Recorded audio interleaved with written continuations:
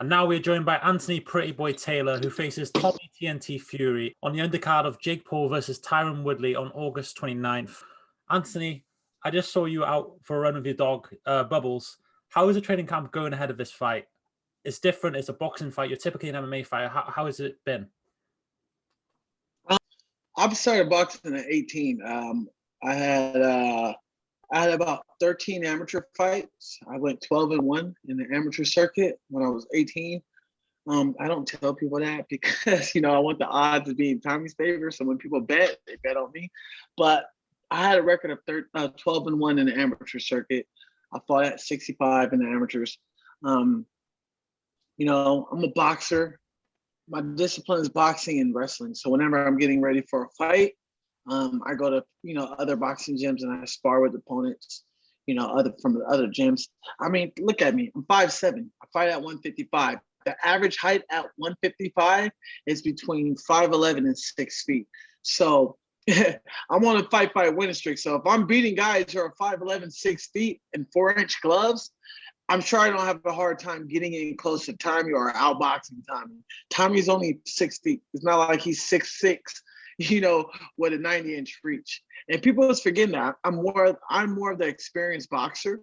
I'm older than Tommy. I'm like, think about it. Christ's sakes, when I was 22, Tommy was 12.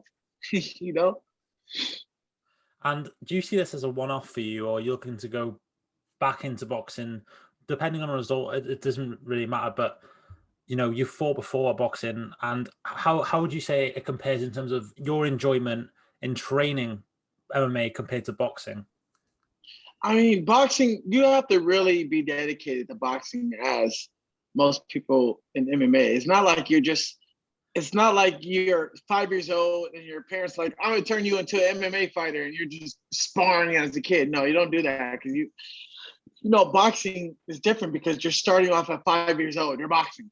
And these kids, you wonder like, wow, these kids got over 300 amateur fights because they've been sparring in competition since the age of 5 until they were 18, ready to turn pro. So I look at the transition no difference. I mean, the discipline are totally different, but I got into MMA when I was 25, since the time I was 18. So I had about a good 7 years of just fighting, and boxing. But to transition to MMA has been absolutely, loving. I fell in love with the sport, so I transitioned to MMA. MMA is more forgivable than boxing. If you go 30-0 and you lose one fight, they say, "Oh, you're washed up. You're a washed up boxer. You're not this and that." Opposed to MMA, you can still lose 10 fights and still be a champion. Like when you look at Gegard Mousasi, I mean, look at his record and his wins. Even though he has about 8 or 7 losses under his belt, this guy's still a champion. People are saying he's great. So I mean, it's still favorable in your hands in MMA. And this is quite a crazy fight in terms of, you look at who you're facing, Tommy Fury, big name in terms of in the UK at least, not as big a name in boxing just yet worldwide, but he's trying to get there, obviously coming at Jake Paul for that. How did this fight come about? Because you had been training with Jake Paul for a while now, preparing him for Woodley. How did this fight come about in the first place? Oh, man, if you look at my Twitter, I think it was May 31st, June 1st. This is before I even went to training camp with Jake. But I was calling out Tommy Fury back in May, early June. Like, yo, come fight me. Stop fighting these bums. No one even looked at those tweets. No one bothered to like it, repost it, or nothing. It's sitting there. I manifested this day, Dion, that this would happen. I was like, yo, when he's done fighting these bums, come fight me. So I'm in training camp with Jake. We're 3 weeks into camp. Jake's like, hey, I want to tell you some news. I'm like, okay. So he sits me down and say, hey, I want to give you opportunity, to fight. Have you heard of Tommy? I'm like, yeah, I know who Tommy Fury is. He's like, well, I want you to fight Tommy Fury. I'm like, what? Like, yeah, I want you to fight Tommy Fury on my card. I'm like, let's go. Let's do it. And that's how it came about. I worked hard. It's not like, God is not going to bless you for not working hard. It's not like he's going to leave a a doctoral degree on your doorstep and you walk out like, oh, I have a doctor's degree. Okay.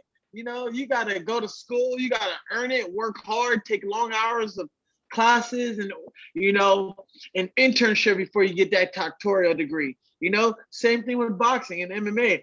You're going to train. You're going to bust your ass. You're going to eat healthy. You're going to work hard for this type of fights. And look, oh, hey, I got a Tommy Fury fight because I worked my ass off. You know, months ago, I used to not like Jake. Like, oh, he don't get my respect. I'm trying to fight Jake. All of a sudden now, me working hard and doing what I did, me and Jake are like brothers now, you know, like, we're friends, good friends. Like, he treats me like family. So, you know, when you manifest things and you work hard towards those dreams and goals, I don't care if you're in the office or if you're a secretary, when you work hard and you do what you have to do, good things are going to come for people who work hard, you know? And Jake Paul, I've read recently that he said that he was worried that he's not going to get a chance to fight Tommy Fury because you're going to beat him. Do you feel like when he first offered this fight to you, he thought Tommy Fury might beat you and kind of build the fight up for him to face Tommy Fury because he's put out a hit list? Tommy Fury's on that hit list. Do you think that at the time he offered you the fight, he thought Tommy Fury's going to beat you, but he changed my mind? I mean, now. A lot of those fighters, we don't know if those fights will ever happen. KSI fight, Conor McGregor fight because he's doing contract. Nick and Nate because he's in contract. Logan Paul, I don't know. You know, Timmy Fury. You know, we don't know what's going to happen, but Jake don't care about Tommy. He doesn't care if he fights him or not. You know, if you're giving me to knock him down, I'm your hitman. You know, you're hiring me to do a job. I'm going to do it. You know, he's giving me the opportunity to do it for him. You know, he didn't know who Tommy Fury was until Tyson Fury said his name. No one knew who he was because if we knew who he was, we didn't know that he was fighting a guy 10 wins and 126 losses on his debut. And people would have criticized him like, yo, how you use this big time Fury name and you're fighting bums? You know, you got to think about it. You know, Jake could have called anybody else in the whole entire world. He could have called Kamaru Usman to train with him. He could have called Dustin Poirier. He could have called any world-class professional boxer to train with him, but he called me. Obviously, I left an impression for him to want me to be his main sparring partner in camp. And he's very confident that I will beat Tommy. And he said it on a lot of interviews and podcasts. My boy, my sparring teammate, Anthony Pretty Boy Taylor, will beat Tommy Fury. He's not hesitating about his decision on who's going to win. He's not, it might go. No, he's confident that I'm going to win because Jake, Logan, and their camp, they know what I'm capable of doing. And you've been training with Jake Paul as his main sparring partner for a while now. You've seen his development as a fighter. You've been training with him. How does he compare to usual fighters that you've been training with in terms of a professional standard? Development, if I had to say the closest development, I'm not saying he's like this person, but the development growth is similar. It's like saying AJ McKee, right? You ever followed AJ McKee in his career? You notice how every fight with AJ McKee is totally different than his last fight. When they say you're only good as your last fight, AJ McKee is dominated, even more dominated than his last fight. You saw how he did Georgie Carahania. Okay. He dominated Derek Campos. You see how he did Darren Caldwell. Like, oh my gosh. And you see how he did Pitbull. Jake growth is like that because not only Jake is getting better, every week he's starting to look like a new person in the training camp. And I'm having to pick up the slack and put more input into my work, into my sparring with him because this man is a phenomenal athlete. He's young. He's still a kid. He hasn't even hit his prime. This kid, you know, he's done a really good job in taking things in and using them. BJ Flores, Jalen Love, and Jacob, they've done a great job with helping, you know, Jake's development go well. And Jake has a wonderful team who's making sure that he's doing the right thing. There's no yes man in the camp. You know, you're not going to hire a bunch of guys that are not smarter than you and are not going to take you to the top. You're going to want to hire guys who are smarter than you, who are expertise in certain areas of the field that you might not be good at. You know, you want those type of guys in your camp. You don't want, you know, so Jake has done a really good job of developing every week. Like I'm telling you, he's become a different fighter every week I'm out there sparring. And typically you train under Antonio McKee.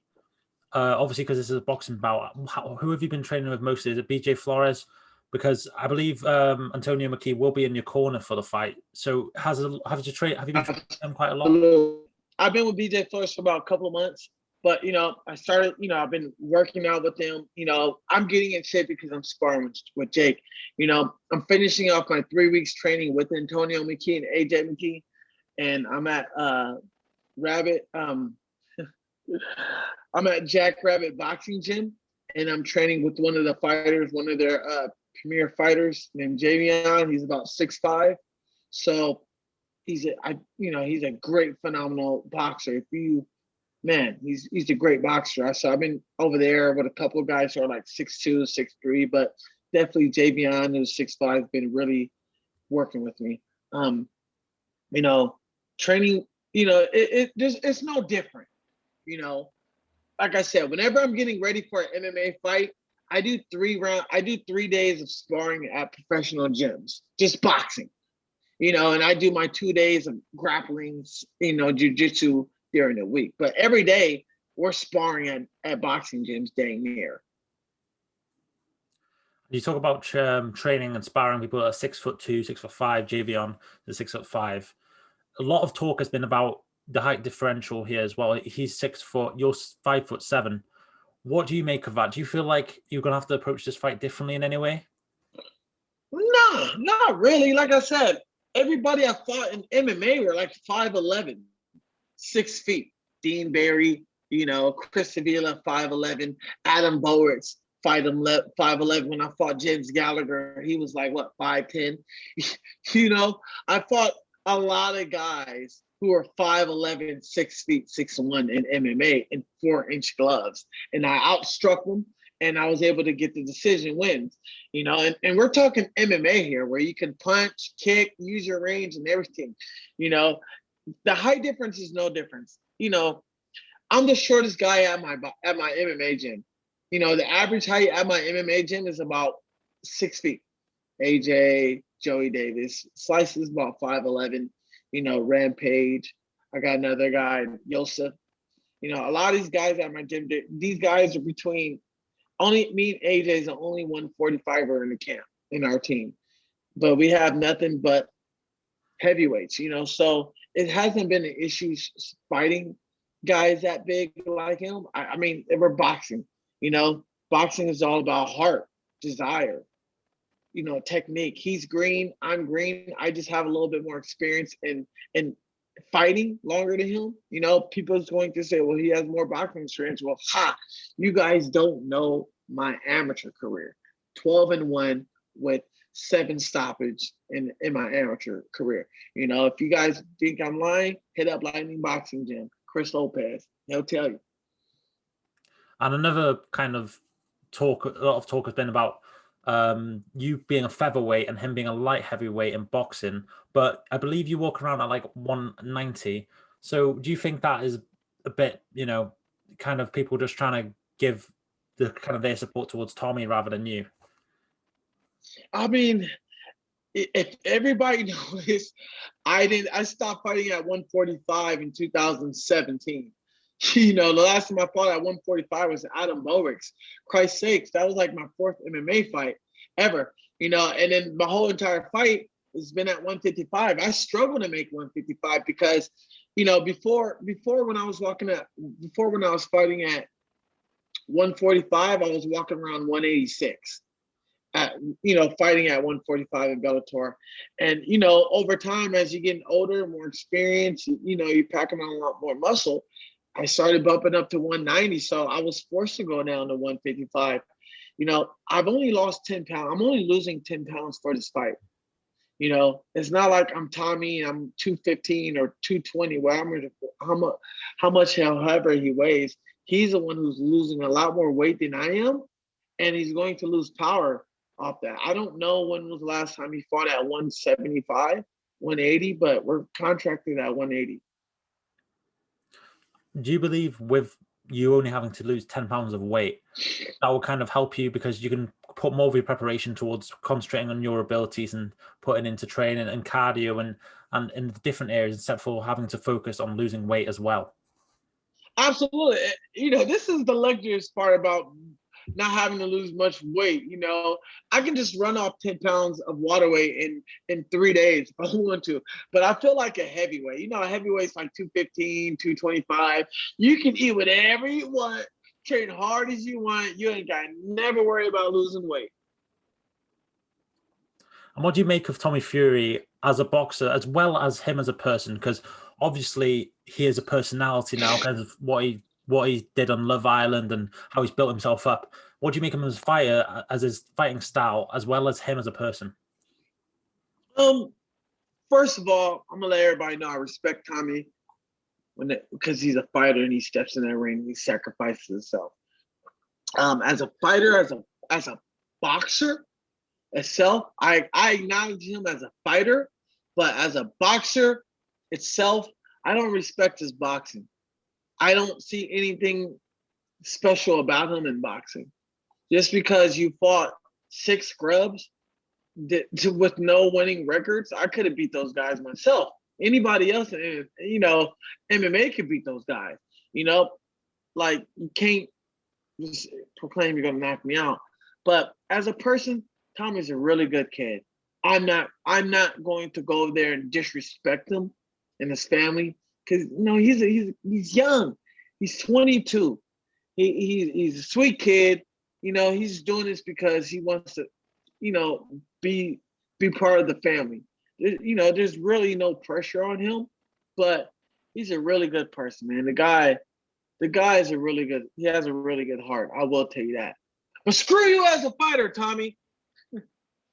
And do you feel like he's disrespected you in the build-up to this fight? Because a lot of what he's been talking has been more about Jake Paul than about you. So do you feel like he's looking past you and looking at Jake Paul rather than you? Absolutely. This is how he's thinking. I'm going to get on the plane, fly to Cleveland, step in the ring, and face off with Jake Paul. Yo, fool, you forgot that you got to fight that night. You're forgetting you got to fight. This guy doesn't even know I exist. He hasn't even promoted the fight. I'm fighting Pretty Boy Taylor. He doesn't even think I exist. He just thinks hey, we're Showtime. We're going to pull this guy out the crowd and you can fight him real quick from the crowd and then just beat him up real quick from the crowd and then go fight Jake. That's how he thinks. And it doesn't bother me because I've always been an underdog my whole career and I've always defied the odds. But he's going to be in a dogfight, and I want him to know that. Don't think you're just going to go in there and knock me out because no one's never knocked me out. No one's never sat me on my ass in MMA.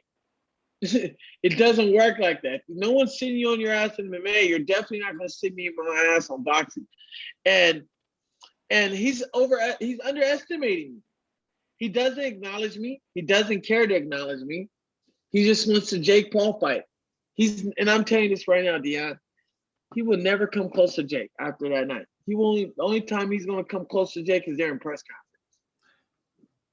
And what do you make of his record? Because he has the total record of the opponents he's faced is 14 wins and 174 losses. People have kind of been looking at who he's fought so far and been kind of pushing this aside as like he hasn't been tested. Do you feel like the quality opponents is a disrespect? Yeah, absolutely. I mean, you don't see Devin Haney or Ryan Garcia fighting guys with those records starting off in MMA in boxing, and they didn't have a bigger name like Tommy. These guys, you don't see Canelo doing stuff like that in his debut, fighting guys with those many losses, like 0-26. Like, you go 10 and 126 losses, 0-26, 2-26, 0-11, 0-9, 2-0. Like, even the guy who was 2-0, He fought bums himself. 0-11 and 0-9. Come on, bro. You fight bums, you become a bum. I took the long road in MMA. I started my career in Bellator and I got thrown into the wolves the hard way. Fought James Gallagher, 5-0. Fought Alan Bowerks, 9-0. Fought all these guys. Dean Barry, who's now in the UFC. I fought ex-UFC fighter Chris Avila. I go to England and fight Mike Hales, who was 5-0. You know, I never got the easy way around. I was just given, this is your opponent, make something happen out of it. You know, and how can you respect somebody with that record?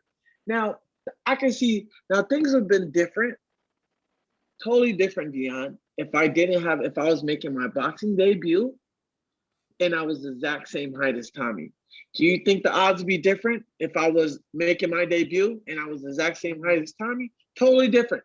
People be like, oh, Tommy's gonna get his ass whooped because he's fighting this Anthony kid who's the same height, he's tougher, and he's dogging him.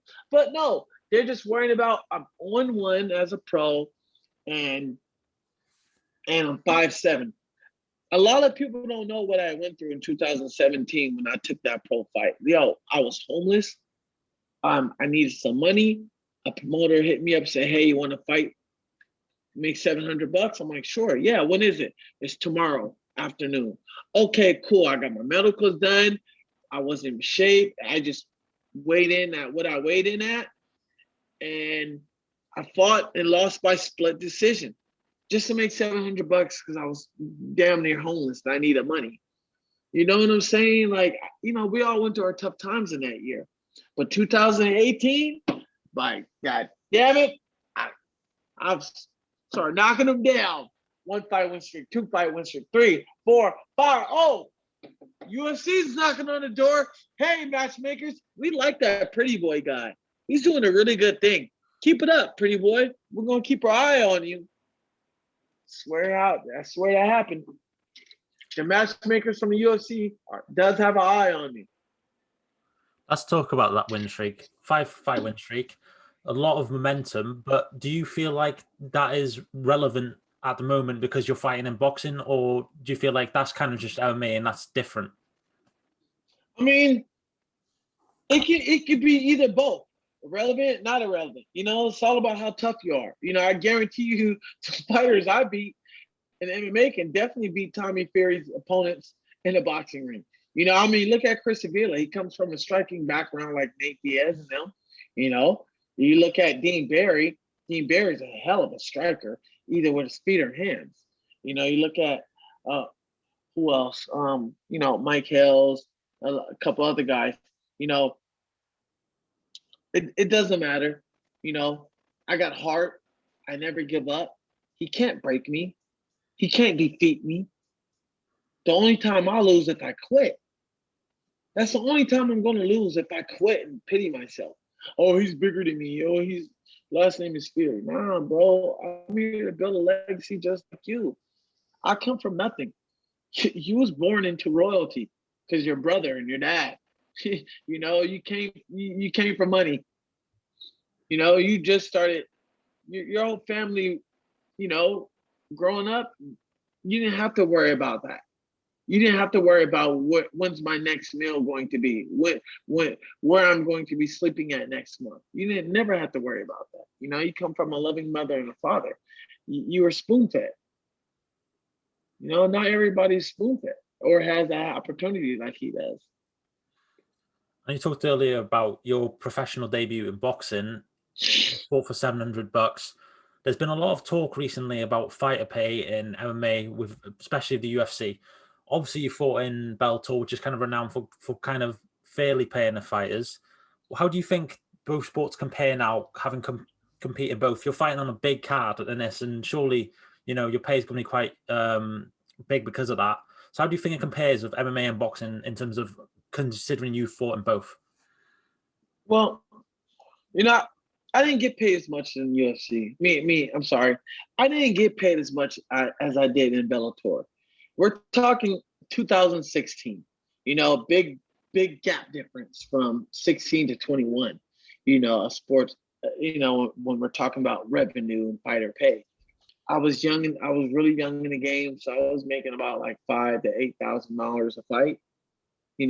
At the time, Bellator treated me good, but I had my ups and downs with Bellator. I can't really speak on the UFC because I've never fought in the UFC. I don't know what it feels like to fight in the UFC and receive pay. If I was in the UFC and they're like, "Hey, we're gonna offer you 10,000 to win, 10,000 to fight, but you also get a 50,000 bonus if you do good." I mean, hey, that's opportunity right there. If I'm making my debut at 10-10 and I win, I'm 20,000 in. And if I knock the guy out and they like it, hey, I just made $70,000 in my debut in the UFC after fighting on regional circuits like LFA, making $500 a fight.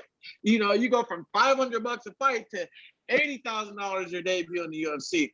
I mean, when you're a newcomer like that, you're like, holy shit, But I can't speak on that. I don't know.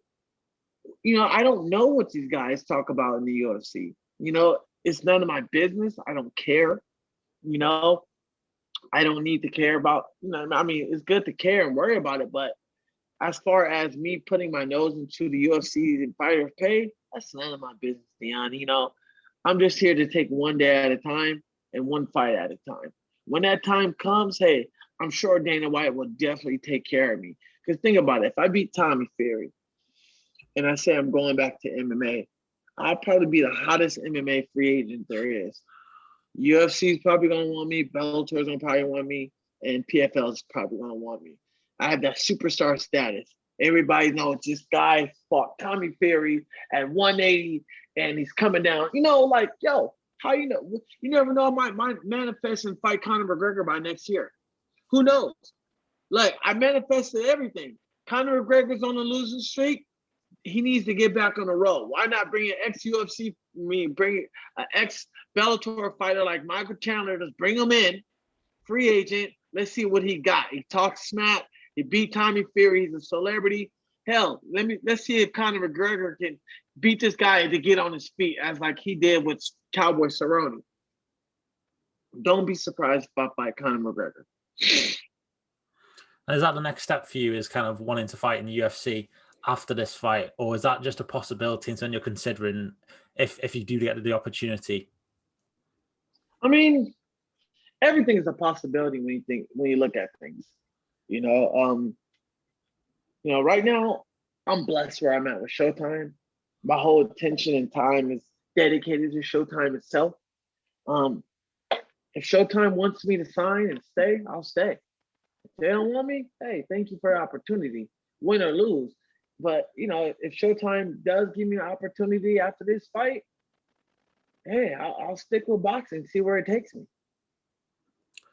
And quickly, your name is Pretty Boy. Who do you think is the better looking, Tommy Fury or you? Oh, better looking, absolutely. Yeah, he's only like that because he filters all his pictures. He gets his little hair done, his eyebrows done. He like, come on, man. He look, he's a good-looking kid. Everybody's going to say that. Everybody has their preference. Some people like him darker. Some people like him a little bit more tanner. Every female have a difference. His type of female might not be attracted to a type of guy like myself, or a woman who's attracted to me might not think he's attractive. So it's all preference, but I'm totally the pretty boy. And I'm that guy who don't get hit. Oh, there you go. Oh. And there's been talk about you and his partner, Molly May, because there has been rumors that they are, rumors that they split up. I'm not too sure how true they are. What? They split up? No, rumors. Okay. Oh, boy, she was about to get DM. She was about to come with me. I was going to bring her to my Love Island. She's playing with, boy, you better stop playing. Hey, Molly, you bring out that man, come with me. I'll teach him a lesson harder for you now. And let's say, hypothetically, you went on Love Island the same time as Tommy Fury. How do you feel like you would have done in there? Would you feel that you would have won Love Island? Because obviously he didn't win it, but how do you feel you would have done on Love Island? I would have absolutely. I would have got on that Love Island and punked all the guys. One, hey, I'm an MMA fighter. I can beat you guys all up. So stop talking smack. Two, I'm just good with my words. I just know how to make the ladies feel comfortable. You know, how to get a woman, you gotta make them laugh. When you make them laugh, they get comfortable. When they get comfortable, they're willing to do whatever you want them to do. And I'm just a life of the party type of guy. I'm charismatic, I'm funny, I'm energetic. You know, everybody, rotates around because I had this nice personality, this amazing personality, but who knows? Maybe I might be on the next Love Island in the UK. You might know, you might not know. Hey, I guarantee you I can get on there if I want to for next season. That's what I'm probably going to do. I'm going to get on Love Island the next season. I love that. And is kind of something you're eyeing up is kind of Tommy Fury's fame, because, you look at his Instagram followers compared to yours, he has so much more. But that's kind of because of his Love Island experience and obviously his brother and his family. Do you feel like winning against Tommy Fury will bring you kind of that fame as well as, the money and all of that? I mean, honestly, Dion, I didn't care if I was fighting Tommy or not. I was going to gain the fame regardless because of who I am and where I put myself at in positions to win. Even if I would have got to the UFC, I would have gained over 1 million followers just because, let alone my personality and my fighting skills. But this is just a, oh, here's a boost. Here, fight Tommy, get some wins. This is me sitting on a booster at McDonald's fighting Tommy Fury to get some wins, to get my followers up. But it does boost my celebrity status even more if I do beat this guy. I go from Little Yachty the rapper to now Kanye West the rapper if I beat this guy. And do you feel like everything's playing out perfectly in your career at the moment? 5-fight win streak. You met Jake Paul, who's kind of helped you, understand how to work yourself as a personality online. And you're now facing Tommy Fury in a boxing fight. And, you could soon be having UFC calling you. Do you feel like everything's working out perfectly at the moment for you? Man, everything is manifested the way I wanted to manifest it, bro. I'm in the best position of my life. The sky is the limit. Anything can happen. I'm having fun. I'm talking crap like Conor McGregor does. I'm confident like the way Mayweather is. Everything is playing out for a reason. If I would have talked to you 6 years ago and say, hey, I'm going to be on the biggest card of my life and I'm going to be in a better position than I was 6 years ago. Well, 4 years ago, my record was 2-5.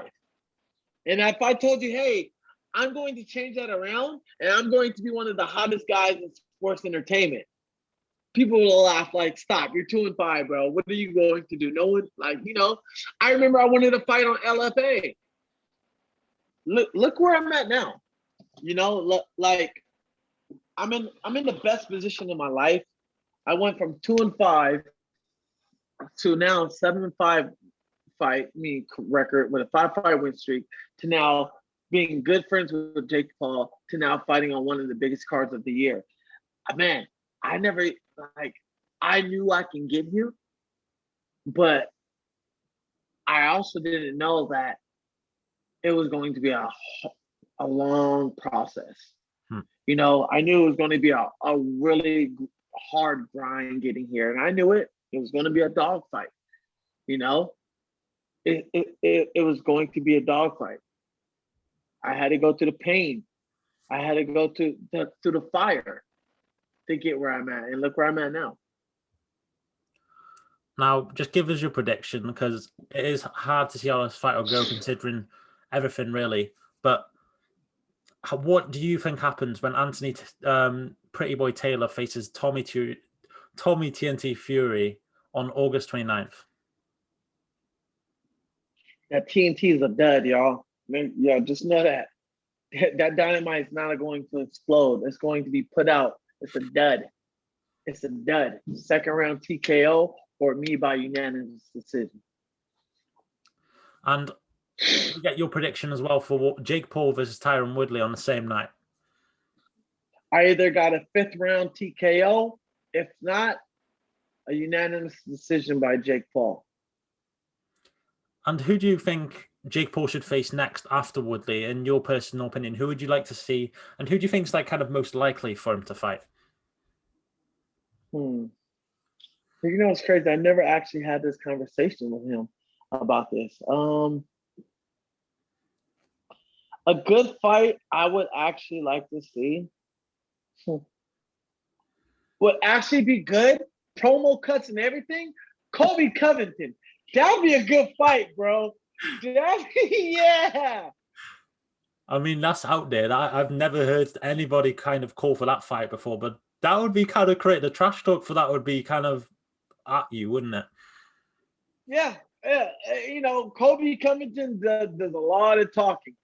And that'd be a good fight. Yeah.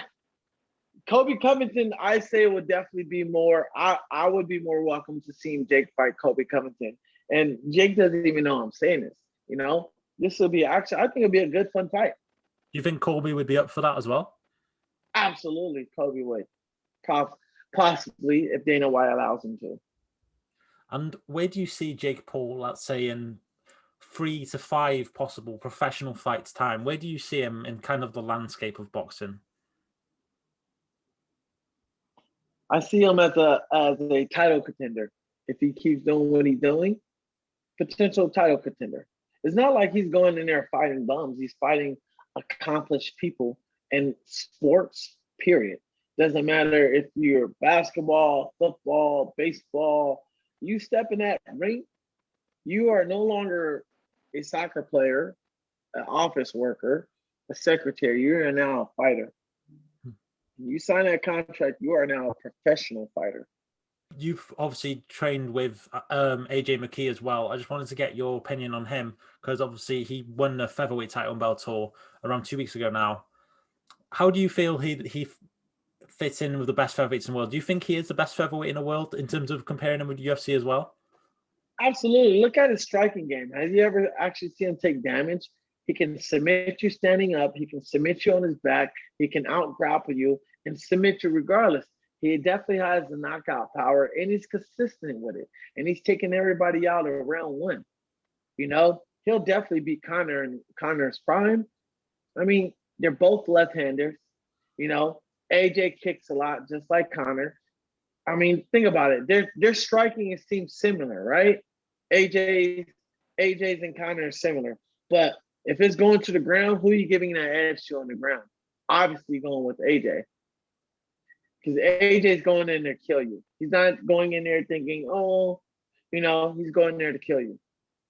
So if you think AJ McKee entered the UFC right now, do you think he would be the UFC world champion within at least 1 or 2 years? The first year. AJ will fight 3 or 4 times in 1 year if you tell him to. That's how good AJ is. And he's going to finish Max in the first because AJ doesn't like going to the second round. He's like, hey, I'm going to go all out in the first round. If I don't get you out in the first round, I'm going to go all out on you on the second round. If I don't get you in the second round, I'm going to go all out on the third round. If I don't get you on the third round, I'm going to go all out on the fourth and fifth until I get you out. And that's how AJ mentality is. He goes all out until he gets you out. And if you somehow survive, he's going to make sure you do it. He's going to keep doing it the same round. And that's been his mentality. AJ has that mentality. He's the best 45er in the world. Well, thank you very much for your time. It's been great talking to you, and I wish you all the best on August 29th and all your preparation for that fight. I appreciate you, Dion. Thank you, my man.